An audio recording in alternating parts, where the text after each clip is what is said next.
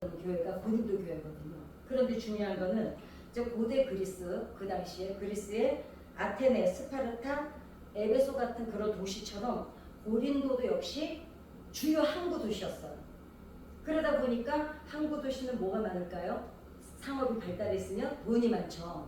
그죠? 그리고 사람들이 많고 이제 그러는데 근데 이제 그 고린도 그 도시에는 신전이 아주 많았습니다. 신전이 많아서 그때 그 고린도 지역의 주신이 뭐였냐면 포세이돈이라는 신이었어요. 근데 저는 이번에 알았는데 아니 걔네들도 방언하고 통역하고 그러나 봐요. 예언하고. 그러겠지, 그지? 무당들도 가면은 막 예언하고 뭐 지냈다는 예언이라고 하니까 그러니까 이제 이 포세이돈을 주신으로 섬기는데 그 신전들에서도 방언, 통역 막 이런 그 일들이 막 성행하고 있었어요. 이제 병 고치는 능력도 막 일어나고 거기서도 그러니까 이제 막 은사들이 나타나는데 그 가운데 고린도 교회가 있는 거예요. 그러니까 이제 문제는 뭐냐면은 고린도 교회가 오늘 지금 11절만 읽었죠. 1절에 보면은 바울이 뭐라 그래요? 권사님 한번 읽어봐 주실래? 1절. 내가 이제 세 번째 너에게 가리니 두세 중인의 입으로 날마다 확장하리라. 날마다 확장. 2절까지. 아 맞다 2절까지. 예. 내가 이미 말했거니와 지금 떠나 있으나 두 번째 대면했을 때와 같이 전에 죄지은 자들과 그 남은 모든 사람에게 미리 말하노니 내가 다시 가면 용서하지 아니하리라. 네. 저희 사도 바울이 이 얘기를 왜 했냐면은 고린도 교회가 분쟁이 많았어요. 분쟁이 많았는데 그 스스로 자기네 교회 안에서 일이 벌어지면 우리끼리 그냥 왜 그렇잖아요. 식구들끼리 싸우면 우리끼리 머리끄댕이 잡고 싸우더라도 또 손님이 오거나 이러면 아무렇지도 않은 척하고 또 밖에 사람들이 보면은 아니 뭔 일 있으면 아니 이러고 우리끼리는 싸워도 돼. 왜냐면 우리끼리도 치마 보고 가려주면 되니까. 근데 이 고린도 교회는 어쩌냐면요. 분쟁이 이제 막 일어났는데 어떻게 하냐면은 자기네 교회 안에서 해결 안 하고 어디로 나갔냐면 그 당시는 무슨 그 사건이 있으면 광장으로 나갔어요. 그래도 사람들 앞에서 막 이걸 벌려 일을. 근데 고린도 교회가 이 짓을 한 거예요, 쟤. 그 안에 그 고린도 교회 안에서 무슨 일이 있었냐면은 간음과 음행이 있었고, 그 다음에 바울파, 그 다음에 베드로파, 아볼로파, 막 이래가지고 이제 막 몸살, 고린도 교회가 아무튼 그 몸살을 제일 많이 알았습니다. 그 아까 바울이 뭐라 그래요? 용서하지 않겠다고 막 단호하게 얘기를 하잖아요. 근데 이제 이 문제를 가지고 막 음행도 있고, 이 무슨 파가 갈라져가지고 교회 안에가 난리가 난 거야. 아무튼 막 간음과 음행 막 이제 막 아직 그러니까 이제 어때요?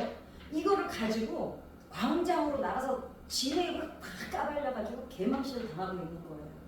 그 이제 사도 바울이 내가 용서하지 않겠다고 그러는 거예요.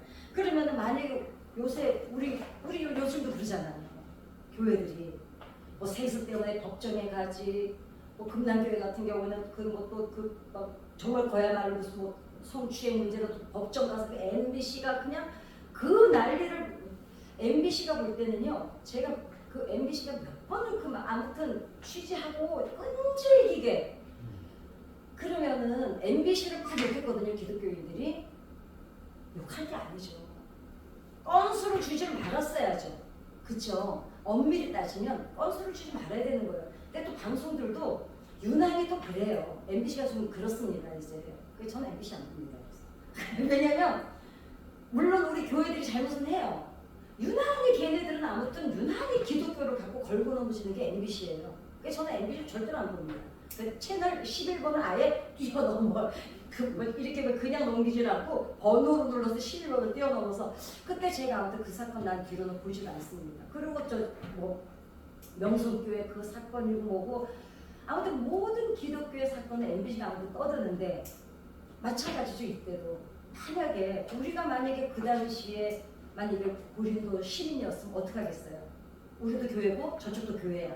근데 나와서 막 그냥 막 우리 교회에서 지금 여자 둘이서 붙어먹고 막 벨소리를 다 하고 그 사람들이 있는 데서 광장에서 떠들고 있으니까 그러면은 우리 같아도 뭐라 그래요? 저것들 저 포세이돈 저 주신으로 섬기는 쟤네 신전이나 니네나 똑같이 보지 하나님의 교회라고 따로 봐주질 않습니다. 아이고 저것들 다 똑같아. 이게 좀 요즘도 그래요. 이 당시도 그랬던 거. 그러니까 사도 바울이 얼마나 화가 나는지 모릅니다. 그러니까 만약에 고린도 교회가 그런데도 불구하고 은사는 엄청나게 나타났어요. 막 저기 뭐지? 막 방언, 통역, 병 고치는 은사. 근데 이제 어때요?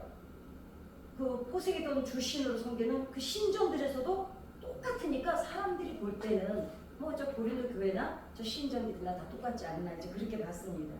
그래 이제 사도 바울이 이 교회에다가 편지를 해서 보니까 교회는 신전들과는 다른 성전이 돼야 된다. 그래서 이제 사도 바울이 서신을 그 강조해서 보내는 게 고린도 교회에 이제 사도 바울이 보낸 서신입니다. 근데 이제 뭐지? 그 사도 바울이 뭐라 그래요? 구별돼야 되지 않는 니네가. 왜냐하면 초대교회가 어떻게 지켜냈습니까? 그 신앙을. 그렇잖아요. 어떻게 지켜낸 신앙인데 그거를 갖다가 이렇게 그냥 막 하니까. 이제 오늘 읽었던 게 뭐라 그랬습니까? 위로와 서로 이제 사랑과 평강 하나님이 우리와 함께 하시기 위해서 그들이 해야 할 일은 고린도 교회가 해야 할 일은 무슨 일이냐면 평안과 오늘 읽었던 것처럼 위로가 되고 서로 형제들끼리 위로가 되고 서로 도움이 되기 위해서는 뭐가 되어야 되겠습니까? 마음을 같이 해야 되겠죠. 그러니까 왜 싸워요? 왜 고린도 교회가 광장에 나와 싸워요?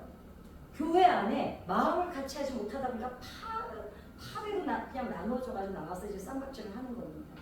그러니까 그 당시 이제 로마에 저번에 우리가 그 신교회 들어가서 할 때 로마가 얘기하는 평화, 그다음에 예수님이 얘기했던 평화가 구분이 됐던 것은 뭐였습니까? 로마는 장애물이 있으면 제거를 하고 그다음에 자기네를 가로막고 있는 것은 다 처단을 해서 그냥 무력으로 얻는 평화가 로마의 평화고 예수님은 어땠습니까? 어떤 그 하나님과의 사람과의 막힌 담을 헐어버리고 그것이 이제 예수님께서는 그게 이제 평화라고 얘기를 하셨죠.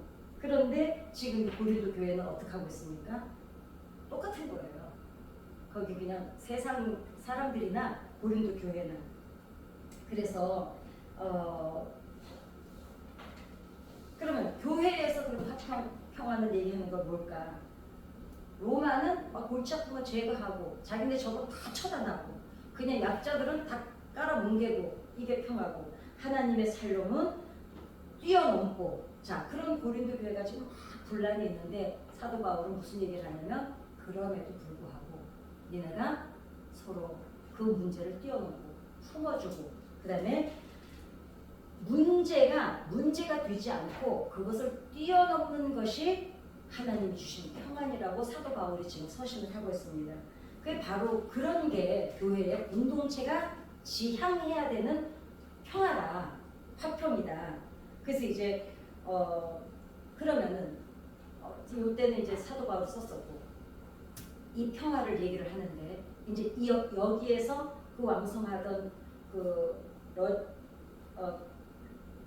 로마의 그 교회들이 이제 어디로 넘어갔냐면 이제 러시아로 넘어갔습니다. 이제 러시아는 그 하나님의 평화, 화평 이 신앙을 제대로 전수받아서 지키라고 사실 하나님이 러시아로 촛대로 옮겨주신 거예요. 그 당시에. 왜냐면 중세시대가 이제 혼란기가 오니까 이런 식으로 그러니까 하나님께서 러시아로 이제 그 촛대를 옮기셔서 거기서 이제 자기네들이 뭐라 그러냐면은 자기네가 시대적인 사명을 받았다는 걸 알아요. 처음에는. 그래서 중세 시대의 러시아 정교회가 사실 이 로마나 이쪽 독일 이쪽에서 그 이제 부흥하던 그 장자 같은 역할을 러시아가 이어받았습니다. 받았는데 1453년에 오스만 투르크에 의해서 동로마가 멸망할 때 로마가 멸망하면서 이제 교회가 러시아로 다 옮겨간 거예요. 그러니까 하나님이 촛대를 옮기셨습니다. 그러니까 이제 자기네는 뭐라 그래요? 러시아의 정교회들은 자기네가 이제 로마에 이제 그 기독교를 이어받았다 그래서 자기네가 교회의 전통을 우리가 이제 계속하겠다. 그래서 모스크바를 제3의 로마로 선언을 했어요. 이제 우리가 로마의 평화, 그 하나님의 평화를 우리가 이제 이어받겠다 그래가지고 러시아 정교회는 스스로 그러니까 정통교회라고 이제 자부를 합니다. 그런데 러시아 종교회가 보여준 화평의 방법은 뭐냐면 철저하게 로마의 평화였어요. 로마의 평화는 뭐예요? 제거하고 죽이고 깔아뭉개고 강한 자들만 살아남는. 그러니까 악한 것을 제거하고 힘 있는 자들이 누리는 거를 평화라고 했던 게 로마의 평화인데 이제 그 러시아가 자기네가 정교를 이어받았다 그러면서 그 짓거리를 다시 하고 있는 겁니다. 그러니까 이제 중세 시대 그 암흑기 시대가 이제 타락을 어마어마하게 했을 때입니다. 그러면은 이렇게 그러면 하나님이 주인이 되실 수가 없어요. 거기 무슨 주인이 되겠습니까? 고린도 교회에 거기 하나님이 성령께서 계시겠어요? 계실 수가 없어요. 왜냐하면 바울파, 아볼로파, 베드로파 여기서는 간음이 일어나고 저기서 쌈질이 일어나고 서로 모함하고 쥐어뜯고 그거 가지고 광장으로 나가서 사람들한테 개망신을 당하는데 내가 볼 때는 하나님이 머리가 아파서도 거기 못 계실 것 같아요. 안 그러겠어요? 근데 러시아가 물려받았는데 어떻게 됐냐면 이 사람들이 다시 또 타락을 하기 시작합니다. 그러니까 주로 타락은 누가 해요? 성도들이 하지 않아요. 대부분 리더자들의 문제입니다. 리더자들. 그러니까 리더자들은 정말 정신 차려야 돼요. 그러니까 그 자리가 주는 힘을 그러니까 왕관을 쓰는 자 그 왕관의 무게를 견디라고 그러잖아요.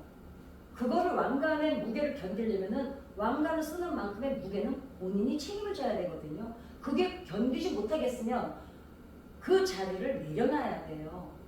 그런데 왕관도 누리고 싶고 그 다음에 자기 하고 싶은 짓 다 하고 싶고 이건 안 되는 거죠. 그래서 어떻게 됩니까?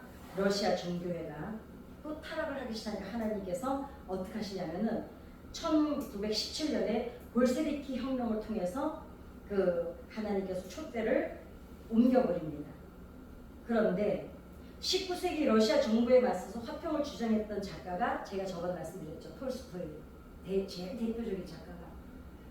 이분들이 신앙과 그 성직자들이 타락하고 권력자들이 타락하고 결탁을 해서 그러니까 성직자하고 그 항상 보면 성직자들이 타락할 때 어디로 가는지 아시죠? 정치권. 그래가지고 결탁을 해요. 그래서 어떻게 해요? 결국은 성도들을 앵벌이를 삼습니다. 저는 그게 문제라고 생각하는 거예요. 이때도 그랬어요. 그래가지고 그러니까 왜냐면 정치를 하기 위해서는 누가 필요해요? 지지자가 필요하잖아요. 근데 종교는 어떻습니까? 사람이 있잖아요. 제가 지금 24일 날인가 지금 화요일 날 정읍에 열린음악회가 있어서 가는 거 현수교도 그런 게 일반 가수들이 오고 전 앞순서에 제가 이제 하는데 거기요 순서에 봤더니 국회의원 다 들어가 있고요. 왜냐면 어르신 노인들 초청 뭐 한 3,000명, 2,000명 초청해서 잔치를 하는 자리거든요. 음악회를. 그러니까 정치인들이 다 와요. 근데 그게 누구랑 같이 했냐면 교회가 주최를 하는데 정치인들이 다 와요. 왜요? 거기 표가 있잖아요. 그러니까 이게 항상 결탁이 일어나는 거예요. 그러면은 예루살렘 성전이 망하기 전에 멸망하기 전에 그때도 그랬잖아요. 권력과 종교인들이 결탁을 해서 누구를 괴롭혀요? 성도들하고 민중을 괴롭히는 거예요. 정치는 국민을 괴롭히고 종교인은 성도를 괴롭히는 거예요.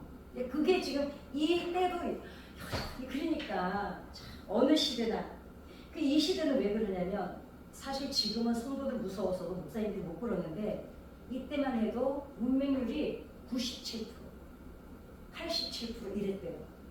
그러니까 러시아 정교회 때도 거의 스테인드 글라스나 아니면 거의 작품으로 고발을 했어요. 작가들이 톨스토이도 그랬고 그 다음에 그 톨스토이의 영향을 받았던 화가들도 그랬고 거의 그림으로 이제 이렇게 그 성직자들 타락한 거, 정치인들 타락한 거를 다 그림으로 표현을 했습니다.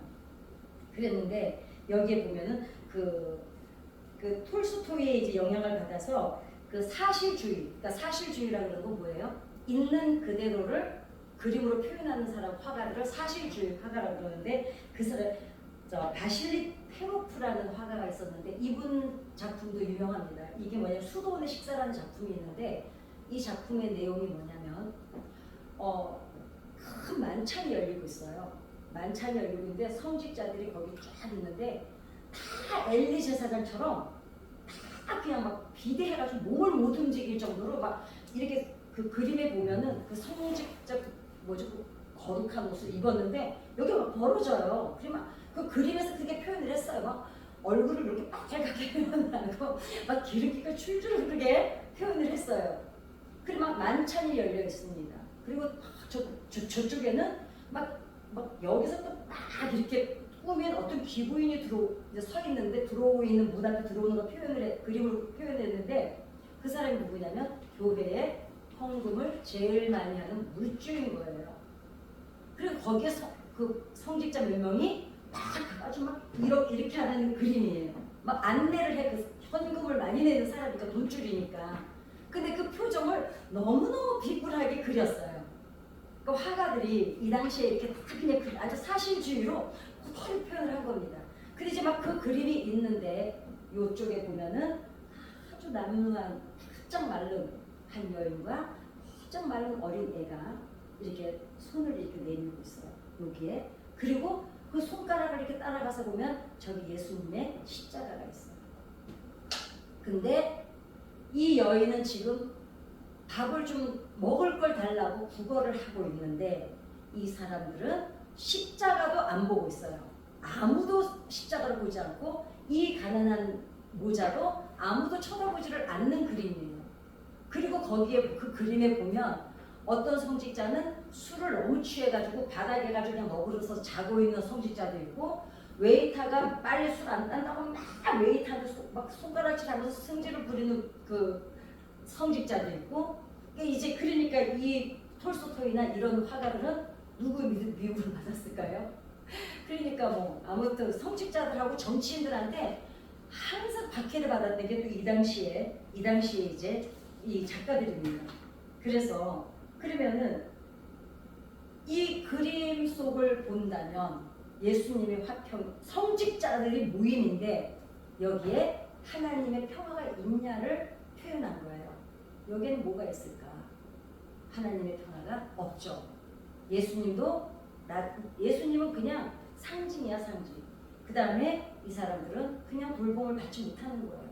마땅히 교회에 들어와서 도움을 받아야 되고 보살핌을 받아야 되는 가난하고 어려운 사람들이 교회에서 이 돈 많은 헌금 한 물주는 막 성직자 몇 명이 막 안내를 하는 그림인데 이 사람들은 아무도 쳐다보지 않습니다. 여기는 막 산의 진미가 막 너그러져 있는데 이게 이제 수도원의 식사 자리라는 그림인데 이 사람이 이 그림을 그리는데 10년을 걸려서 그렸대요. 왜냐하면 계속 방해를 받는 거예요. 못 그리게.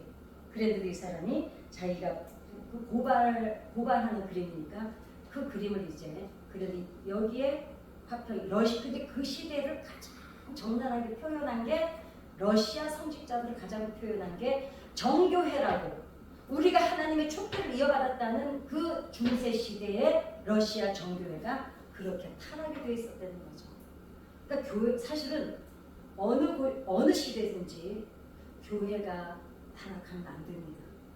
나라가요 정치는 좀 잘못해도 괜찮아요. 그런데 기도하는 사람들이 바로 기도하지 않으면 첫째 정치들이 좀 잘못하고 어쨌든 제가 이제 이렇게 역사 공부를 하면서 보니까 하나님이 기도하는 사람들이 있을 때는 봐주셔요. 왜냐하면 기도하는 자들 때문에 하나님의 백성 때문에. 그런데 항상 들어서 하나님이 징계를 하실 때가 언제였어요? 교회가 타락할 때. 하나님의 성전이 성전다운 역할을 감당하지 못할 때 하나님이 반드시 그거는 그냥 넘어가지 않으십니다. 왜냐하면 그래야지 그나마도 또 정신 차려서 그래서 또 거기에 그루터기 남은 사람들을 들어서 또 사용하시니까 그러니까 하나님의 역사는 끊어지질 않습니다. 누구를 통해서요? 종교인들, 귀족들 이 사람들 아니었어요. 누구 때문에? 그 그루터기로 남아서 어디에선가 기도하던 사람들 때문이었습니다. 그러면은 정말 화평이라는 거는 뭘까? 예수님이 말씀하신 그 그림에서 말하고 싶은 게 이거예요. 예수님이 여기에 있고 가난한 사람이 여기 있잖아요. 이게 여기가 지금 막힌다면 누가 헐어야 돼요? 성직자가 헐어야 되잖아요. 근데 지금 막힌 다음에 누구예요? 막힌 다음에 지금 성직자라는 거예요. 물론 그림에서는 이제 성직자만 표현을 했지만 거기에 성직자만 있겠습니까? 거기 안수집사님도 있고 권사님도 있고 거기 뭐 성도도 있고 지금 이 사람이 표현하고 싶었던 거는 이 안에 교회 안에서 자기네 무리들끼리 그냥 가난한 사람 돌아보지 않고 교회가 돈이 너무 넘쳐나니까 왜 다 지금 기독교인이 됐잖아요. 그러니까 돈이 넘쳐나고 힘이 넘쳐 권력이 막 들러붙어요. 왜? 여기는 표가 있으니까. 그러니까 어째요? 가난한 사람들을 돌보라고 세운 교회가 그 가난한 사람들을 돌아보지 않고 자기네끼리 결탁을 해서 지금 누리고 있으니까 하나님하고 우리 사이에 막힌 담을 리더자들이 영적인 리더자들이 허물어 줘야 되는데 막고 있다는 걸 지금 표현하는 거거든요. 오늘 지금 이 교회가 고린도 교회가 사도 바울이 화를 내는 이유가 뭡니까? 지금 하나님과 세상에 막힌 담을 허는 역할을 교회가 고린도 교회가 해야 되는데 지금 하나님과 이러면 전도 되겠습니까? 그 나와서 다 구경하는 사람들이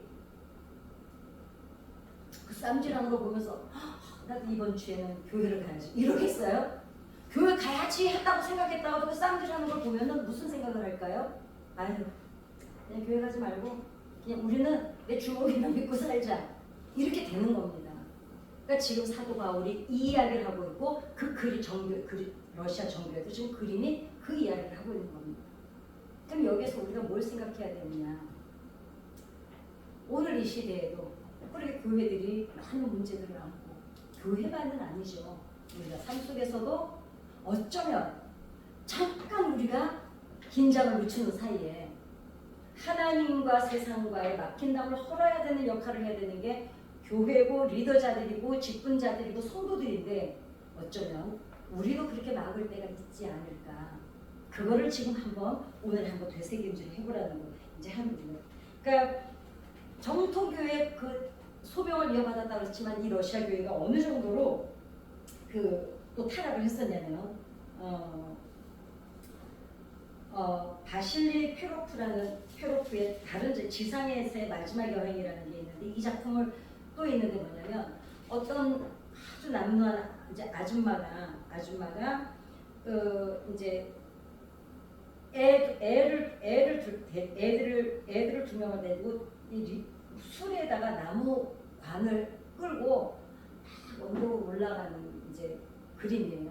그리고 아이들하고 그 가난한 여인이 자기 남편이 죽은 관을 싣고 이제 장례를 치르러 가는 겁니다. 그런데 이 당시는 다 교회였잖아요.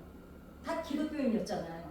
그럼에도 불구하고 그럼 우리 교회도 장례 나면은 누가 가요? 주인종부터 다 가시잖아요, 그죠? 그런데 이 여인이 지금 남편이 죽어서 장례를 치르러 갔는데 이 그림에서 보면 아무도 없는 거예요. 가난한 여인이라서 헌금을 못 하잖아요. 그러니까 교회에서 아무도 나와서 장례를 도와주지 않는 거를 이제 고발하는 그림이었는데 제목은 지상에서의 마지막 여행이에요. 이 당시에 아이들의 아버지가 이제 장례식을 간데 이 아빠는 왜 죽었냐면 그 아빠는 왜 죽었냐면 그 당시에 나폴레옹이 러시아를 침공을 했을 때가 19세기 초반입니다. 그래서 이제 영국의 나이팅게일이 활약했던 크림 전쟁이라고 있었더라고요. 크림 전쟁까지 러시아가 그 정교회로 있으면서도 끊임없이 전쟁을 치르는 거예요. 그 당시는 어찌됐거나 막 영토를 넓히기 위해서 그냥 막 국경이 허공을 받게 되었거든요. 그렇게 이제 전쟁을 치러대다 보니까 어떻게 해요? 전쟁이 나면은 누가 불려나가요? 남자들이 불려나가잖아요. 그러니까 전쟁에 거기에서는 뭐라고 표현했냐면 남자들을 전쟁의 연료라고 표현을 해요. 뗄까? 그러니까 그냥 훈련받은 군인들도 아니에요.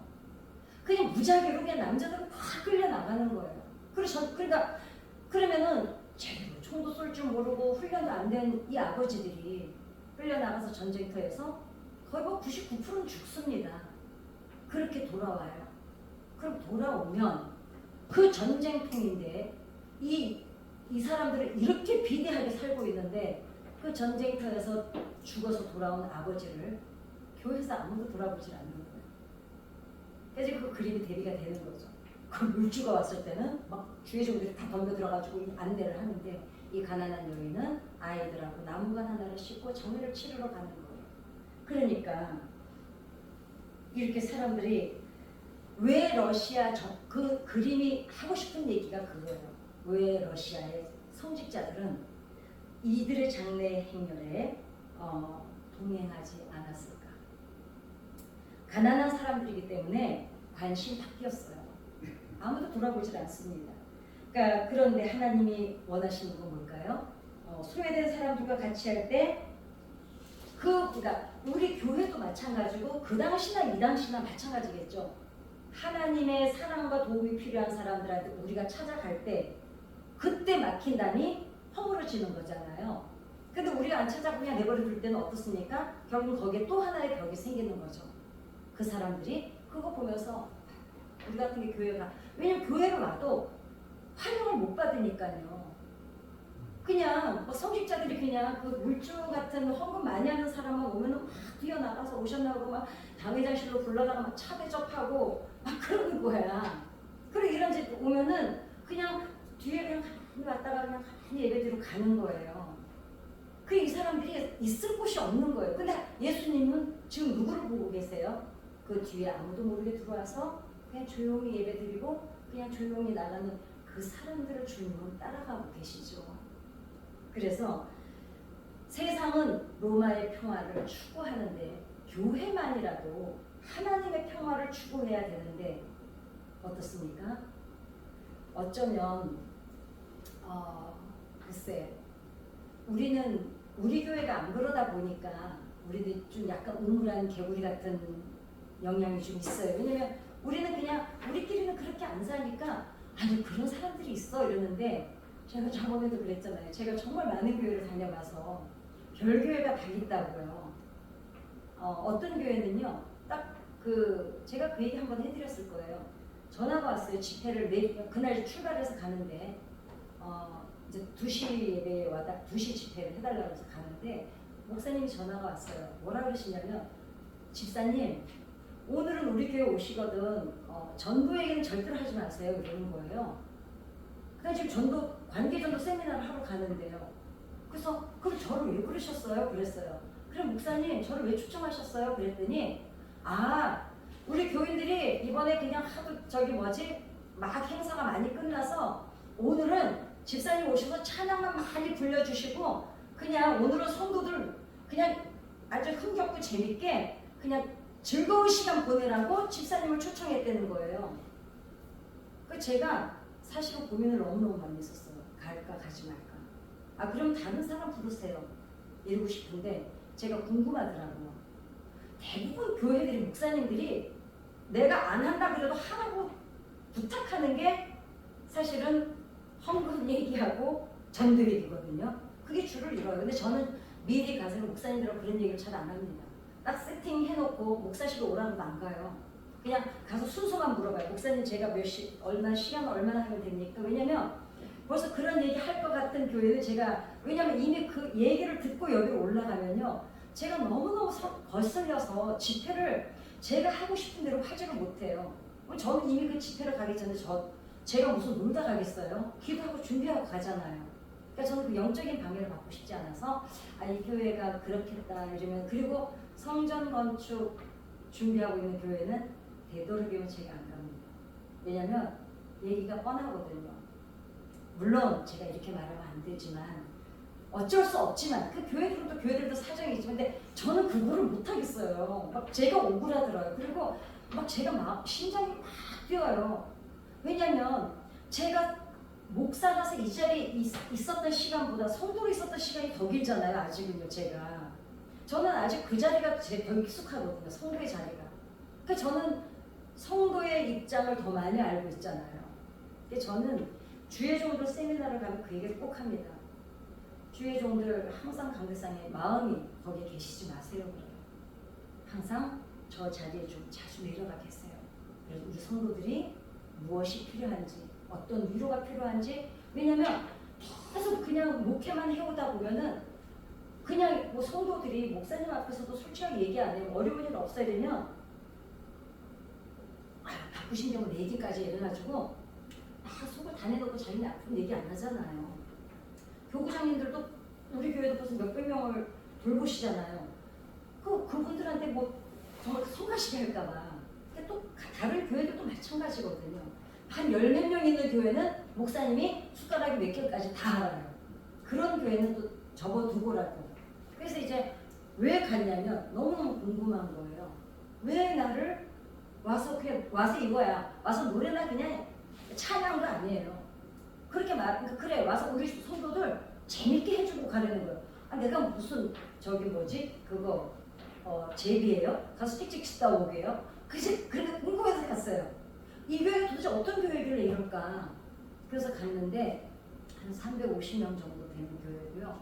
성전도 아주 까맣게 아주 그냥 딱 이 목사님이 목회하기가 아주 딱 좋은 분위기예요. 그랬는데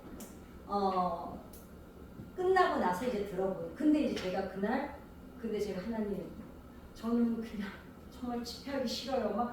막 여기 앉아 있는 데도 있잖아. 막 4시간이 순서가 다가오는데 막 대표기도 하면 이제 끝나면 올라가야 되잖아. 막 정말 막 올라가기 싫은 거예요. 그러는데 하나님 도대체 오늘은 정말 성령님께서 정말 제발 좀 성령님께서 직접 해주세요. 막 그러고 올라갔는데 한 찬양 한 3-4곡이 되고 났는데 제가 울기 시작했어요. 왜냐면 괜히 하나님 마음이 느껴져서 하나님은 얼마나 속상하실까. 아니 교회 안에서 어떻게 그냥 아니 나쁜 얘기는 아니에요. 성도들이 고생했으니까 그러면 와서 찬양 같이 하고 은혜 받고 이 얘기인 줄은 알아. 그런데도 아무도 껄끄러운 거예요. 근데 제가 찬양하면서 제가 좀 울기 시작했어요. 왜냐면 내가 그냥 하나님 마음이 느껴져서 속이 상해가지고. 근데 어느 순간부터 사람들이 같이 울기 시작하는 거예요. 제가 지금도 울컥해요. 마지막에 제가 그랬어요.